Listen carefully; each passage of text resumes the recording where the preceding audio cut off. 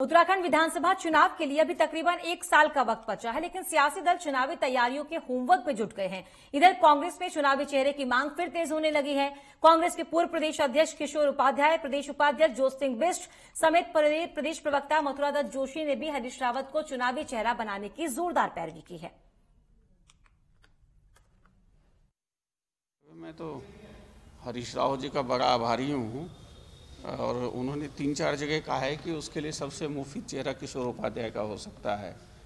तो अब इस सवाल का जवाब आगे जो है वो क्या कहते हैं उनसे आप ले सकते हैं। देखिए, हरीश रावत जी मेरे ख्याल से उत्तराखंड की राजनीति में आज के दिन में वो सबसे वरिष्ठतम दलगत राजनीति से हट करके सबसे बड़े चेहरे हैं।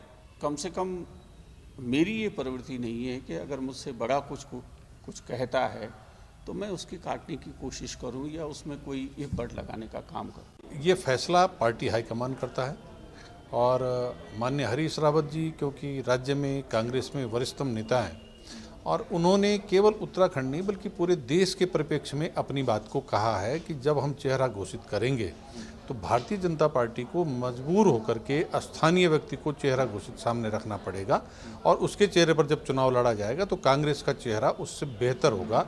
ये उनकी मंशा है और इस पर उन्होंने ये भी कहा है कि वो हाईकमान से इस विषय में वक्त आने पर बात करेंगे।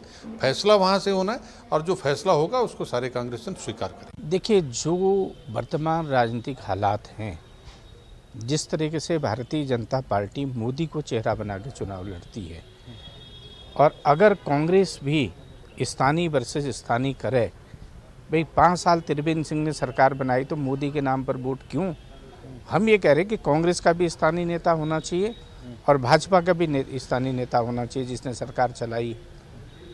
उनके मुकाबला आप करिए ना, तब भारतीय जनता पार्टी को तो हम चुनौती दे के कह रहे हैं, कहिए ना आप हमारा नेता ये है, आप क्यों दिल्ली की बात कर रहे हैं? तो निश्चित रूप से होना चाहिए, नेता घोषित होना चाहिए, चाहे कोई भी हो, चेहरा घोषित होना चाहिए। अगर उसका लाभ मिलेगा कांग्रेस को और उसका फायदा होगा कांग्रेस को।